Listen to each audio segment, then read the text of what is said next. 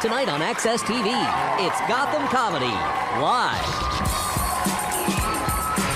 Get ready to laugh with Jamie Lissow, Zainab Johnson, John Huck, Mike Yard.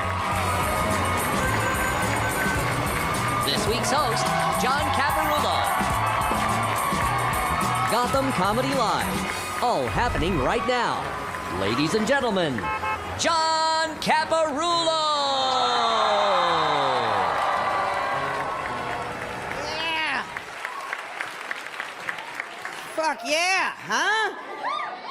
Gotham Comedy Live in New York. This place fucking scares me. It is. This place, I mean, I've lived in L.A. I'm from Ohio, which you can... Shut up, it's not a joke. That's real shit, all right? But I mean, I've lived in L.A. for 15 years. This place is different. I can't figure out cabs. Why do they need me to tell them where to fucking go? I mean, they should know their city by now. I mean, I was here for Thanksgiving a couple years ago. I got in a cab and I'm like, I get in, I'm like, MetLife Stadium. He goes, you got cross streets? I'm like, yeah, MetLife Stadium and MetLife Stadium's fucking parking lot? I mean, what?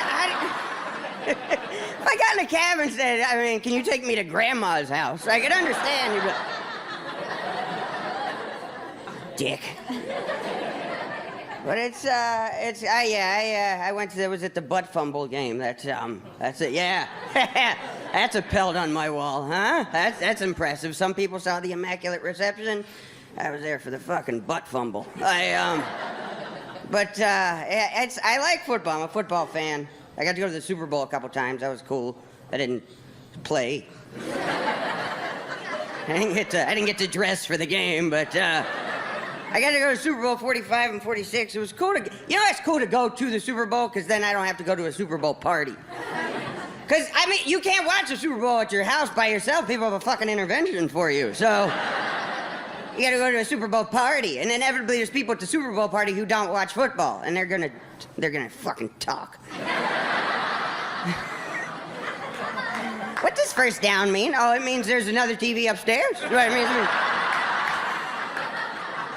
It's the biggest game all year. I'm gonna need you to shut the fuck up for about 4 hours. See, I don't need all the pageantry when I go to a Super Bowl. Like, I don't need all the, you know, I mean, I'm a football. I don't need all that stuff. Like, you get to the Super Bowl, they have a seat cushion with a pouch and tools. It's got instructions. It's like during the halftime show when Madonna sings Lucky Star, pull out your glow stick and wave it to and fro. Like, or Madonna could go fuck herself. I mean, there's that option too. I'm just saying. The first time I went to Super Bowl 45 was the Steelers and Cardinals. I went. Fucking relax. I went. My buddy's a Steeler fan, so we went. We bet on the game. $200 bet. My friend decided to be a dick because he lost. Paid me off in all $2 bills. Imagine the commitment it takes to be that much of a dick. I mean, you can't go to the ATM for that. I mean, you gotta go to the bank, stand in line, go up to the teller. Yeah, I need 100 twos. I mean, teller's probably like, you're just being a dick to somebody, aren't you?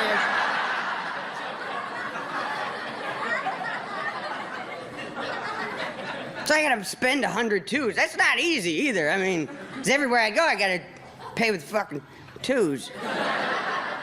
Every cashier's like, that's a $2 bill. I'm like, oh, this is the guy who fucking gave it to you. I know, just... One cashier actually did the light test on him. Just... Like I'm counterfeiting fucking twos, really? I mean...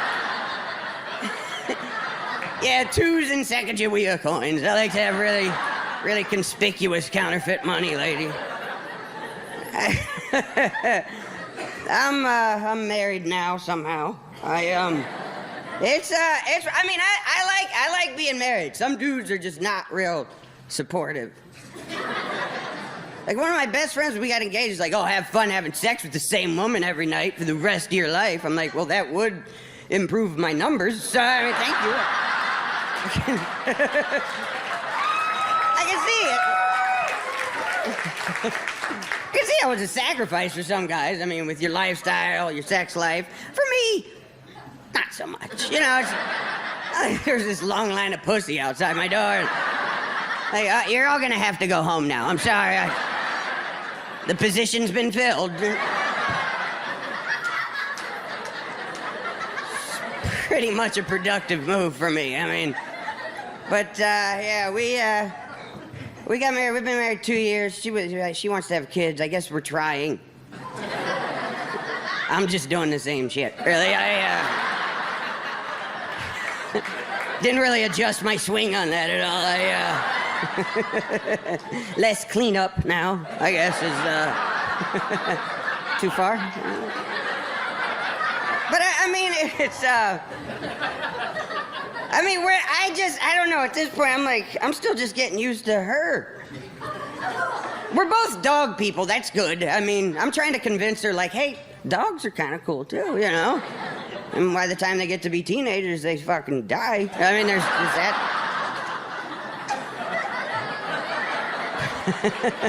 But yeah, I couldn't imagine being with somebody who doesn't like dogs. Like, I went out with this girl a few years ago. I didn't know she didn't like dogs, so she came over. She's horrified. Ew. You let your dog lick your face? I'm like, yeah, I know him. It's not gonna go any further than this. I mean,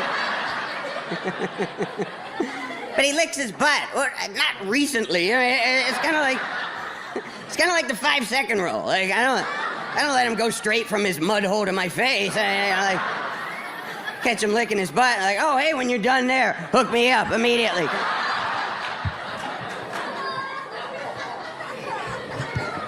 I like dogs. She really wants to have kids. She started putting clothes on the dogs. It's not so much as they look ridiculous. Like, I mean, I get home, they're wearing sweaters, and one of them's got a hoodie. I don't know why he has a hoodie. But I mean, now when I pet my dog, I gotta feel like a fucking pervert, though. I mean, come here, Barney. Who's a good boy? You're a good boy. Let me get up your shirt a little bit there, Barney, huh? Yeah, relax. Barney's a good boy because he's not gonna fucking tell anybody about this shit, is he?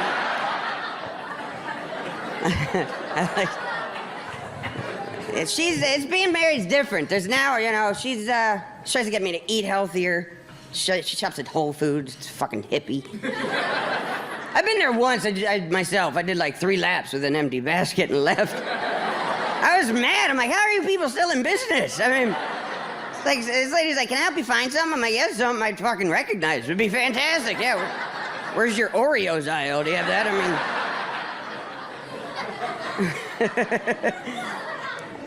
I like the regular grocery store, the normal, you know, the one it's got big signs and just comfort food, and it's killing me. You know, but you know, the one thing I hate at the grocery store now, it still is the, do you get that where you're right as you're about to pay, and would you like to donate $1 to help fight muscular dystrophy today? No, I'd much rather look like an asshole in front of everybody else in line right now, actually. I'd rather leave the store as everyone glares at me like, what a cheap son of a bitch he was. What's his problem? I want everybody thinking I like muscular dystrophy. That's what I want, son of a bitch. Can you break a 2, motherfucker? Because I hate the You guys ready for some fun tonight, huh? Come on.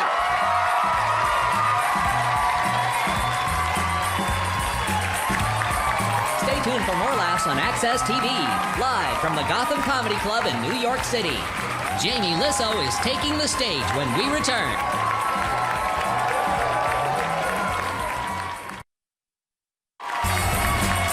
Welcome back to the Access TV presentation of Gotham Comedy Live. More laughs happening right now. All right, you guys. Your first comedian tonight. Great comic. I've known him for years. He's been on the Tonight Show with Jay Leno. Let him hear it. Jamie Lissow.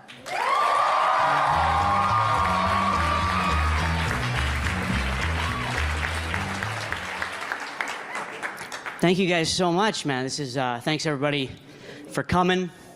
If you guys hadn't come, this would be fucking weird. I love this club, man. It's got such a great view.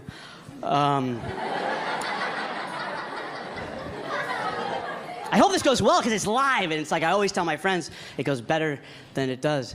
I was like, holy fucking proof out there. Oh my goodness. This is weird. The other day I noticed if you watch all the Harry Potter movies back to back in order and really pay close attention, you're a fucking loser.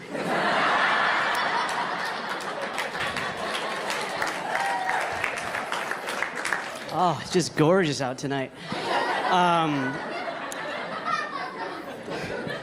New York is a weird place. I hurt my finger the other day, and I had to go to the emergency room, and the doctor looked at it, and he goes, man, Jamie, that is a bad fracture, but it could be worse.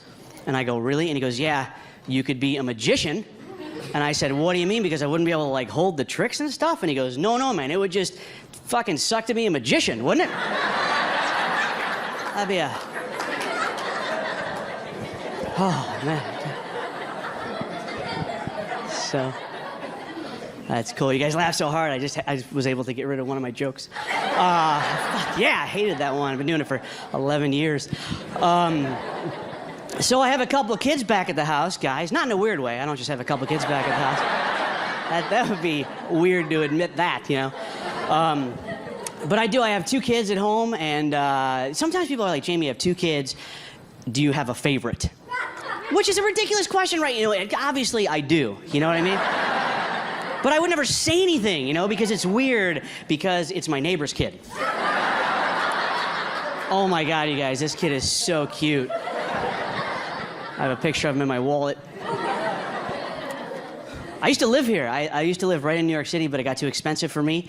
I had to live in a studio apartment. I don't know if everybody here knows what a studio apartment is. Basically, it's where you live in one room and you pretend like that's fucking okay. That you... My friend came over, he's like, dude, here's your new apartment. Thought maybe you could show me around your place. Which I don't know if you guys ever given a tour of a studio apartment. But it always goes the same way. You know, you're like, okay, and right here we have the... And then you just start crying because your life is shit.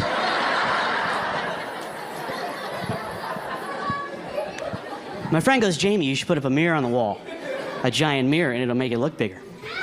So I tried it, guys. I put up a giant mirror on the wall, and then it looked like there were 2 guys living in shitty apartments.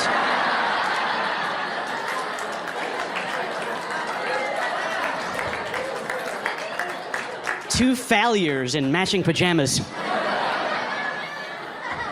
Like, oh my God, that guy's trying to hang himself too. I don't even know if I'm smart enough to live in New York. I remember I was here once, and I was trying to do the New York Times crossword puzzle. Holy shit. Sometimes I didn't even have to read, like, the whole clue to figure out I wasn't gonna fucking get it. Okay? Damn it, it was like, what Portuguese? I don't know.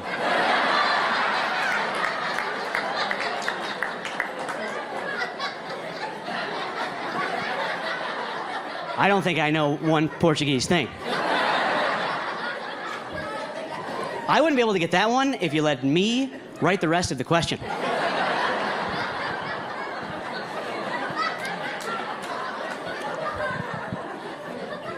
So I have these kids, right? And do you know there's milestones you want your kid to hit when they're little? Like you want them to like crawl at a certain time, and then you want them to walk. That's important. But do you know there's this one I didn't know about that women usually know? Do you know the first milestone when they're a baby is you want them to like flip over? Right? That's like a big thing when the baby flips over from front to back. That's a real thing. I didn't know that was a thing, right? And my wife, when we had a baby, one day she goes, Jamie, get in here. The baby, Charlie, is about to flip over. And I just didn't go in there. You know what I mean? I just didn't. Why would I go in there to see?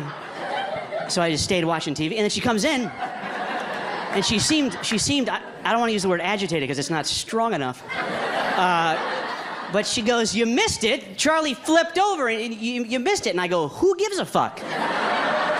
That's what I said without thinking. I said, who gives a fuck? And then she looked at me so angry. I said, no, I mean like a cheer, like, who gives a fuck? I do. Yeah. That's a real thing, you guys, to flip over. I remember my wife's friend was over once, and they were all worried because she was like, oh man, Cindy is almost 9 months old, and she hasn't flipped over yet, you know.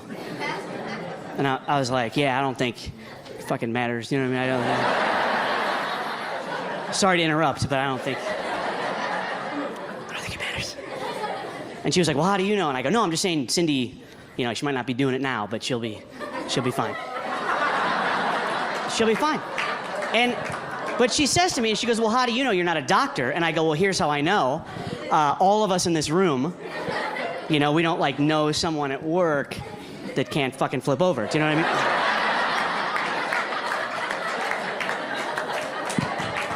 mean? Yeah, like we all learn to do it. You don't like go to the beach and there's a guy like, I can't flip over. I never learned to do this. Guys, I never help. I'm burning on the one side.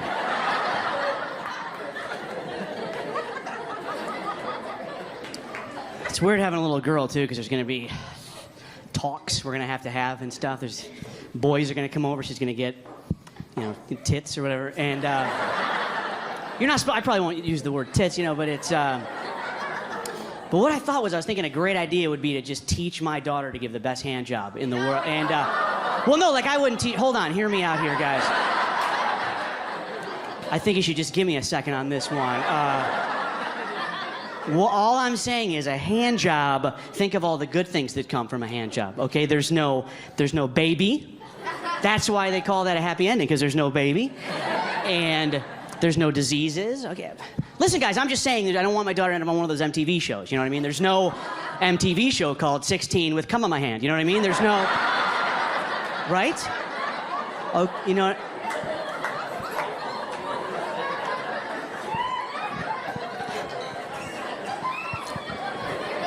It's cool, it's live, because I couldn't even edit that out if they want. It was weird. I was in Alabama a few weeks ago, and is anybody from there? Because I'll change it. It was a wonderful place, though. But after the show, this one guy came up to me. He was like, "Hey, man, you know, I never heard of a studio apartment until you mentioned it." And we talked for a little while, and he asked me how much I paid, and I told him, and he was like, "Dude, you're a fucking idiot." That's what he told me. I was like, "What are you talking about?" And he goes, "Do you realize for that much money here in Alabama, you could literally live in a 10-bedroom house on about 100 acres of land?" And I was like, "I know, man, but the only problem is out the front door, Alabama is there." My name's Jamie Lissow. You guys have been so much fun. Thank you very much.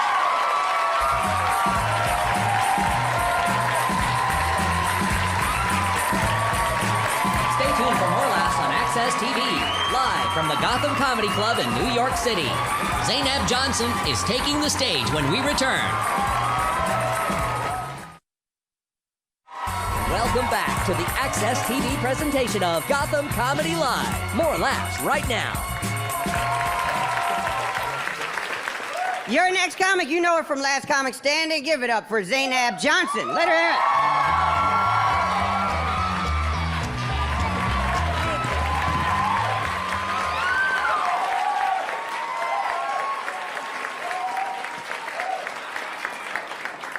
it. You stared at me like you didn't know what was gonna happen. Are you okay?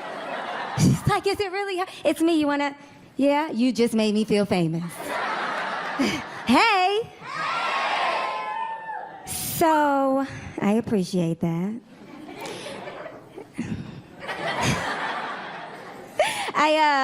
They say black people are always late. Who says it, sir? You do. Yeah. It was my New Year's resolution. I was like, I hate when they say black people are late. I'm not gonna be late anymore, right? But the thing is, when you show up on time, you notice when everybody else is late. Like my one homegirl, she's disrespectfully late. Like, I try and trick her. The show starts at 8. I'm like, it starts at 7:30. She still gets there at 9:45. Disrespectful. We got into an argument. I said, you don't have any integrity. She said, Zainab, you don't get it. The reason why I'm always late is because I need time to do my hair. Okay, hair joke. Thing is, her hair never looks good. So now every time she walks in late, I'm like, you could have been on time. You could have been on time. I'm from New York. I'm so happy to be home. Yes. I live in LA. I live in LA and I live in an area called Hollywood and Highland. Somebody told me, oh, wow, you're from New York. You live in Hollywood and Highland. That must be just like Times Square. No, it's not. Times Square, you see people going to work, coming from work, handling business. Hollywood and Highland, I walk out my door, I see the same homeless woman shitting in front of Starbucks. Every single day, I think that's the way she communicates. And I'm a little bit envious because every time I see her, I'm like, how are you getting so much waste? I have to drink a kale smoothie every morning. But you, seemingly with nothing, are shitting effortlessly.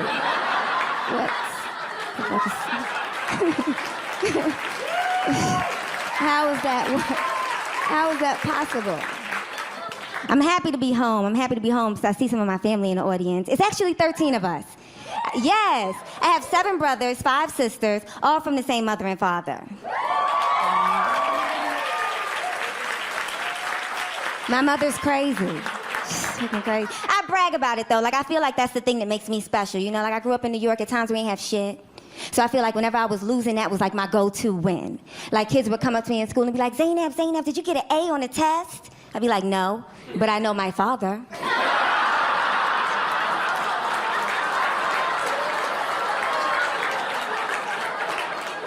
I come from a 2-parent home. What are the odds? When I played sports, if ever I lost, the other team would be like, we won, that's why we won. I'd be like, you won today, but who's winning the custody battle between your parents? You might have to change school districts. I want to be married. I really want to be married. I think marriage is great. I came from parents that are married, grandparents that are married. I feel the pressure, though, to marry a black guy. Besides the obvious reasons, like I'm black. But of 13 of us, 6 are married. Of those 6, nobody has married a black person, not one. Like, we were so happy when my brother started dating a black girl, we didn't care he was cheating on his wife.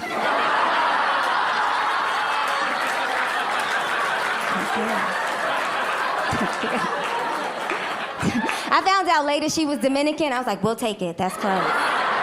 That's close. It's so interesting though, like we're so different. It's so interesting to see 13 people grow up in the same house and be so different. Like my sister, she's older than me, but she's always been like bougie. You know, like extra bougie. She just married this, a British guy from the UK, older, with a little bit of money, you know? And like people, she's in the audience, she just said a lot.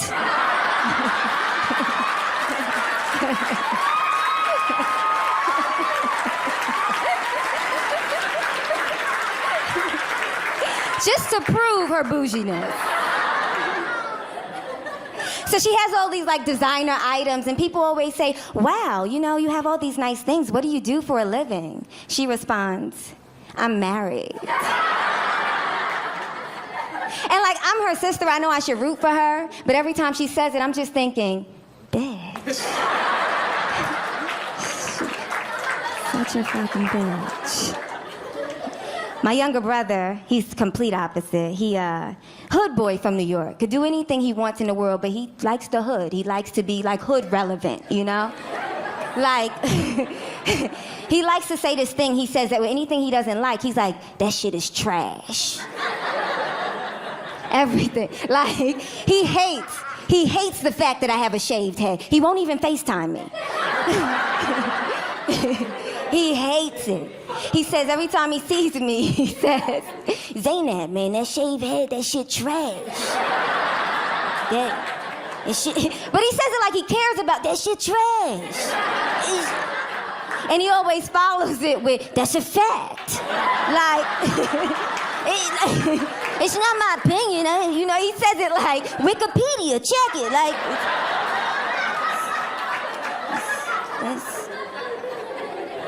he said, Zainab, what are you doing? I said, I'm in my car. He said, drive down to the city dump and stick your head in, because that shit is trash. That's your fact. He says it about anything, though. He can see a pretty girl he likes. Yo, I'm trying to take you out. No, I'm good. Oh, she trash. That's your fact. Like, he got to tell all the guys that's gonna try and holler at her, nah, she trash. That's a fact. She be wearing lip gloss. Like, she Anything. I'm like, yo, Ab, you want a banana? Nah, bananas is trash. They got too much potassium, that's a fact. My little sister, she had a baby. We go to see the baby. Newborn baby, we're saying everything you say about a newborn baby, right? Oh, the baby's cute. Oh, wow, he looks like you. Oh, my God, you pushed out a 9-pound baby? My little brother walks in the room. Oh, that baby trash. That's a fact. He pointed at it like it was a crime scene. That's a fact. I said, you can't call a baby trash. He said, man, he trash, his pop's trash, that baby trash. That's a fact. He was the first person that had the baby's picture screen saved in his phone. I said, I thought you said the baby was trash. He was like, that's my nigga, though. It's the most inappropriate baby conversation I've ever heard. He hit me on Facebook the other day, and I wish that it was a private message, but it was on my wall.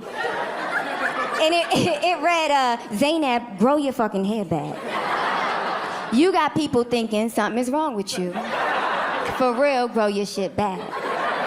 And like I said, he's hood, you know, like just unnecessary, like I kill your mother, eat your kids. Like just scary, right? So I'm imagining him typing it very aggressively, like, Zainab, grow your fucking hair back.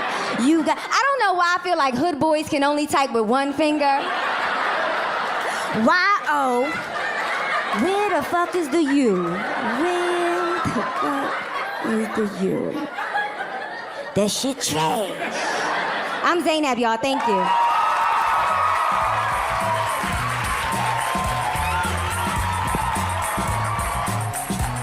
Stay tuned for more laughs on Access TV.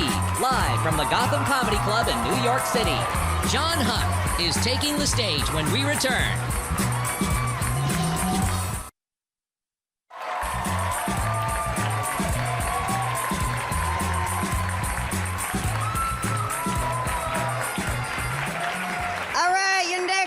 Is the co-host of the Full Count podcast. Give it up for John Huck.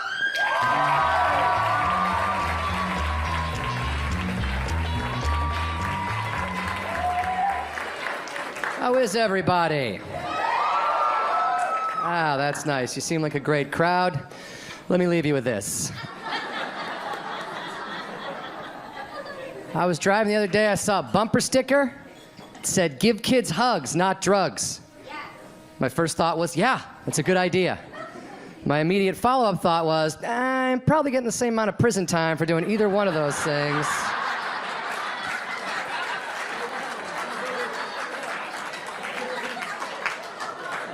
I feel like I'd be better off going to a crowded playground and just throwing out fistfuls of crack rock like birdseed, rather than showing up like, hey, who wants a hug? Come on, give me a hug! What's that, officer? No, I don't have children of my own. I saw a bumper sticker and I do what signs tell me. I'm an idiot. Sorry if I seem tired. I've not been getting the proper amount of sleep lately. Where I live, the communal washer and dryer to my entire apartment complex backs up to my living room wall. Right. So I can hear people doing laundry all hours of the night and day, which is not a big deal as long as people are washing human laundry. Shirts, pants, socks, stuff like that. Got a new neighbor who doesn't understand that? Every other day, she's like, what? It's 3:30 in the morning. This is a perfect time to wash a load of zippers, nickels, and drill bits.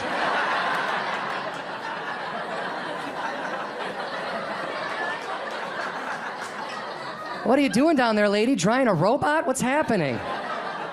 Oh, no. It's just my belt buckle collection. I've only got 2 more loads, spark plugs and old bike pedals. Oh, thanks. Thought I was doing okay in the looks department, but ladies have spoken loud and clear, and that is not right.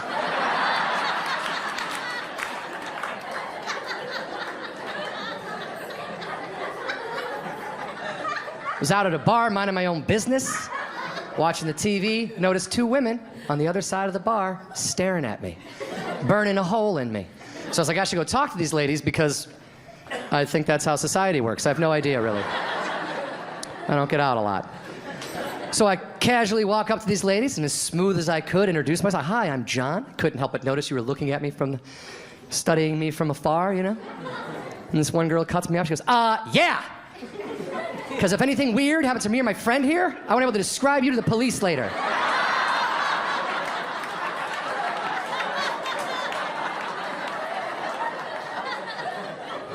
Okay, have a nice evening. I'm gonna go back to my seat. Walking home that same night, head down, super bummed out about how that went.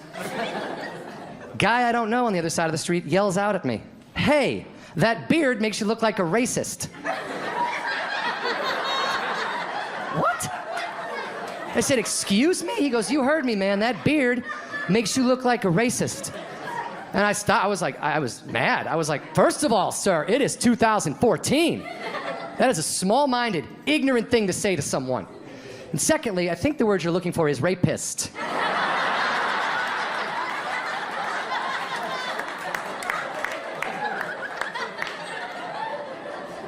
It's a P, moron. It's a P.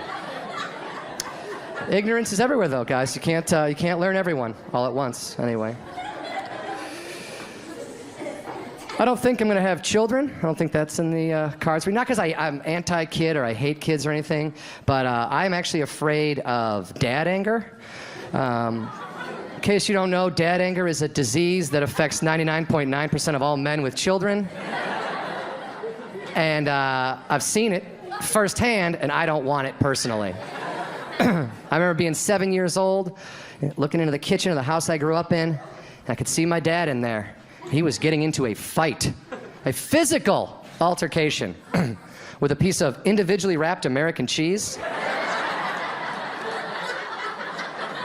And it was just getting worse and worse. He was like, "Oh, fucking cheese. God damn it, cheese. God, cheese." He rips it in half, throws it on the ground, storms out of the kitchen. I'm 7. I'm like, "Oh my God, he hates cheese. I don't want to be an adult if I can't love cheese. That looks awful."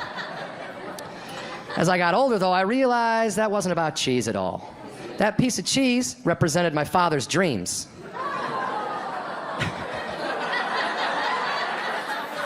And his hands represented what me and my brother had done to them. Could have been a National Geographic photographer, fucking kids. And I want to love cheese forever, so I'm not going to have children. It's a math problem. I like baseball. I watch a lot of baseball. You guys like baseball? All right. It's a better response than I usually get. No, I like baseball. I watch a lot of the Major League Baseball Network, which is a channel that talks about baseball 24 hours a day, 7 days a week, 365 days a year. And it's really exciting when the baseball season is happening, right? But in the off season, it takes a little bit of a dip in the action. I was watching it one day, like 4 months before spring training, and these two guys on there, I felt bad for them. They were like out of topics, right? One guy was like, "Hey, where'd you go to school again?" Like they weren't even, like nothing, what? Like what's your wife's maiden name? Like what kind of car do you drive? Nothing to do with baseball. And I felt like you could sense a producer off camera, like, "Come on guys, baseball, baseball, baseball." And one guy was like, "Oh yeah, baseball." And he just pulls a topic out of thin air and he says, "Hey, what if the players from back in the day were to come back now and see the way the game is played?" The other guy's like, "Oh my God, a topic. Awesome." And his quote was, "Yeah, I mean, if Babe Ruth came back today, the first thing he'd say is, 'Wow, look at the velocity on these pitches.'" And I'm sitting at home like, I don't know about that. I don't claim to know Babe Ruth. I don't claim to come from the time of Babe Ruth, but I've seen some documentaries and I've read a couple of history books. And I think if Babe Ruth came back today, see the way the game is played now, one of the first things he might say is, "Holy shit, there's a lot of black people playing this game." Followed closely by, "Why are my powers useless against them?" "Somebody give me a Cuban cigar." What?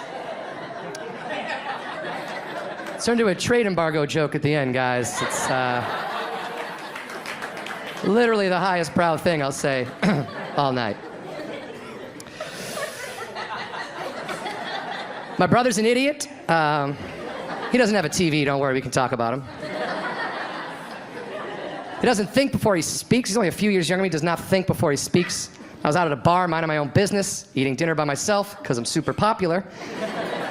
And I turn to my right, and like 4 tables away is Weird Al eating dinner with his wife like a human being. And I freak out. I'm like, oh my God, I love Weird Al. Oh, I was like, really influenced me as a kid. I thought Weird Al was fantastic. My brother loved Weird Al.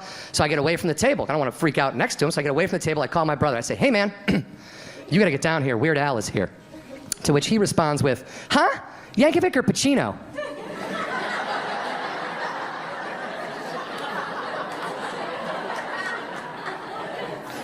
Yeah, dude, Weird Al Pacino is down here.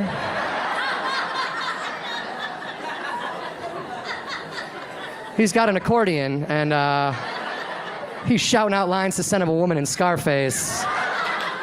You're the first person I called. Click. Guys, I'm John Huck. Thanks a lot. Enjoy the rest of the show. Stay tuned for more laughs on Access TV, live from the Gotham Comedy Club in New York City. Mike Yard is taking the stage when we return.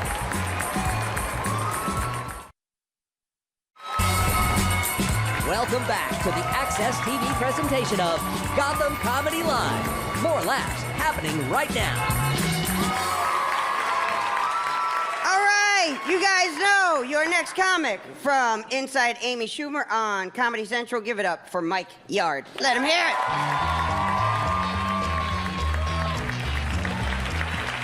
Hey, what's up?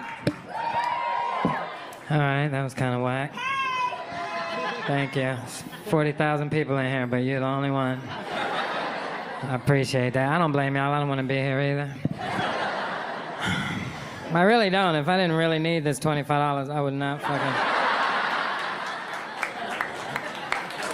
What are you gonna do, right? Netflix ain't gonna pay itself. Gotta fucking get that Netflix money.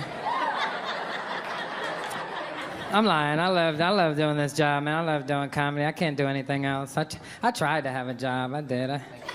I used to have a regular... Why are you laughing? I did. I used to have a regular job. I was in the Matrix, but I had to get the fuck out.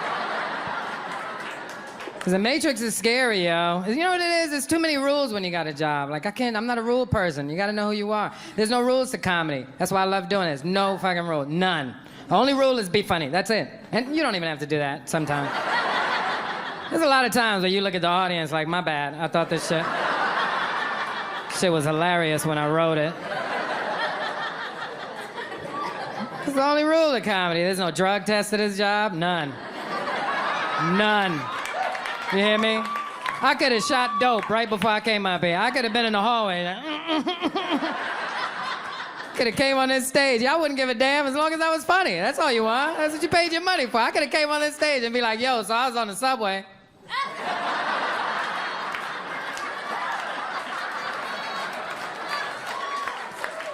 I'd be like, that heroin addict was hilarious. The way he kept nodding out in between jokes was suspenseful. I can't do it, man. It's too many damn rules. Like most jobs, you gotta be there, what, like 8, 9 o'clock in the morning, right? 8. Now, like, why? Why? I'm not gonna work at 8 o'clock, so why the fuck am I here, right? I could have had my coffee and bagel at home. You're just making me uncomfortable while I eat my breakfast. Because I'm gonna eat regardless. Fuck this job. 8, 9, that's too early. And then they want you there for 8 hours, minimum. Most people do more than that, but minimum 8 hours. Like, what? 8 hours? What the fuck? Like, what are we doing here that gotta take 8 hours to finish? Like, what are we, saving the world here at Staples? What the fuck is really going on? 8 hours, that's too much time. That's too much time. There is nothing in my life that I want to do for 8 hours in a row. You know how long my workday is doing comedy? 10 minutes. 8 hours is ridiculous, yo. That is 1/3 of my day, right? Let's do math. I think I'm right. Any Asians in here? Ain't 1/3? Oh, I'm sorry. Did I just disrespect the Asians by saying they were smart at math? My bad. 8 hours is 1/3 of my day. That's 1/3 of my day that I have to spend around people I don't really fucking like that much. Because let's be real, everybody in this room has at least one person at your job that you look at every day. And you're like, when are they gonna fire this motherfucker? Am I lying? Okay. And if you're not laughing, you're that person. They don't like you there. They don't like you. You did it to yourself. I didn't do it. It's too much time, man. It's too much time to dedicate to one thing. Let me give you a better example why that's too much time, right? I got a son, and I love my son to death, man. I would die for my son. That's how much I love him. If I'm in a situation where somebody got a pistol, or both of us, and they're like, one of you guys got to die, and the other one gets to live, then you got to kill me. It's not a discussion. That's how much I love my son. You got to kill me so he can live, right? But I have never spent 8 hours in a row with that little motherfucker. Okay, let me tell you something. After about 45 minutes, I'm like, yo, don't you got Xboxes and shit you need to go play? Like, why are you hanging out with me, yo? Go do young shit. Like, fucking run for no reason. Get out of here. I feel like some people judge me when I call my son a motherfucker. That's because you don't know him. Look, people always take his side because he's a kid, but my son is an asshole. Like, I love my son. Like I said, I would literally die for my son, but he's an asshole, all right? Okay, listen to me. Everybody in this room has had a conversation with somebody, and when that person walk away, you're like, what a fucking asshole. Okay, that person had parents. I happen to be the parent of an asshole, and I've come to terms with that. Okay, let me tell you why I call my son an asshole. This is the most recent thing that he's done, right? My son just started high school this year, right? So his first week into the school year, my son decided he just wasn't gonna go anymore. Right? We didn't have a meeting or anything. He just made an executive decision, like, yo, I'm not really feeling this shit. I'm not going back. And he's an idiot, because he knows all his teachers, any school my son has ever been to, I go there, I meet all the teachers, I give them my number, they give me their number. He knows this, but he decided he wasn't gonna go, right? So the school calls, and you know, they're like, hey, listen, man, you know, we're a little concerned. You know, Michael hasn't been here in a couple of days. We're just making sure he's okay. I'm like, well, he left here with a book bag on. I thought he was with you, motherfucker. You mean to tell me none of us don't know where this little fucker's at? And then he comes home from school on time, mind you. My son is a math genius. He comes home exactly when he's supposed to come home, all dramatic, dropping his bag. Oh, what a day. And I'm sitting there like, really? So I go, you know what? Let me see how far he's gonna take this. So I go, hey, listen, how was school today? He goes, it was good, you know, a little rough, but it was good. I'm like, so you're gonna go with that? He goes, yeah, what happened? I said, how was school today? He goes, it was great, you know, like I said, a little tough. It takes some getting used to, but high school is different, but you know, it was okay. I'm like, so you just gonna up it a notch? You fucking asshole. He said, why? What happened? I said, they fucking called. Why do you think I asked you twice? I heard you the first time, but I wanted to give you a dumbass an opportunity to take it back. But you went further from it was good to it was great. I'm like, what a fuck? And it pissed me off, because I told my son a long time ago, I said, listen, man, because when I was a kid, when I was in high school, I had to work. You know, we didn't have money like that. So I had to work and help out in the household. He don't got to do that. I said, right now, your education is the most important thing in your life, and you're not going to school is unacceptable. As long as I'm your father, that's not happening. So I said, since you can't find a school, I'm going to take you to school every day, because I know exactly where it is. And he got excited. He's like, oh, I get a ride to school. I don't got to take the subway. You know, it's New York City. You got to take the subway to school. He got a little excited, but he forgot in his excitement that I was a comedian. So what I did was, this is exactly what I did. What I did was, the first day I took him to school, I dropped him off in front of the school. I don't play that side of the school shit. I'm not saving face for you. I'm pulling up right in front of the school, and I got a piece of shit car. It's loud. It's all kind of bang. So I pull up right in front of the school. Now, if you know anything about New York City public high school, in the morning, it's like thousands of kids filing in, right? It got metal detectors, so it gets backed up. There's a bunch of kids in front of the school. So I pull up in front of the school, my son gets out the car, and as he gets halfway to the school, I just yelled out the car window, who loves you, Michael Yard? He was like, what are you doing, Dad? I was like, Daddy loves you, Michael Yard! And then I threw one of these at him. Yeah, he was mad. He was mad. He came home after school all upset. He's like, why would you do that to me? I was like, I'm just fucking with you. So the next day I took him to school, right? I pull up in front of the school, and as he gets out the car, he gets halfway to the school, he just turned around, he had the saddest look on his face, like, Daddy, please don't. I was like, nah, you good, you good. So as soon as he turned around, I jumped out the car with my t-shirt tied up in a bun, a fake belly button ring. I was looking extra sexy, and I just ran up to him. You forgot to give Daddy a hug. Daddy loves you. So does your other daddy. You guys have been amazing. I'm Mike Yard. Thank you very much.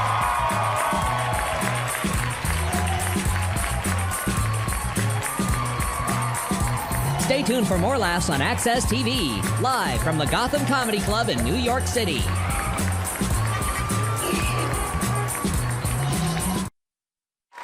Welcome back to the Access TV presentation of Gotham Comedy Live. More laughs right now. Yeah! You guys have been phenomenal tonight. As like Jamie said earlier, it's so much better when there's people. It really is. I remember one of my first shows in Los Angeles. I did a show for one guy. What? I'm like, I was mad that he fucking stayed. I'm like, what do you want? Just go, man. It's not even a show, it's a fucking conversation, except I'm louder. It's just weird. All right, we're gonna bring up the comics that you saw tonight. Come on, guys.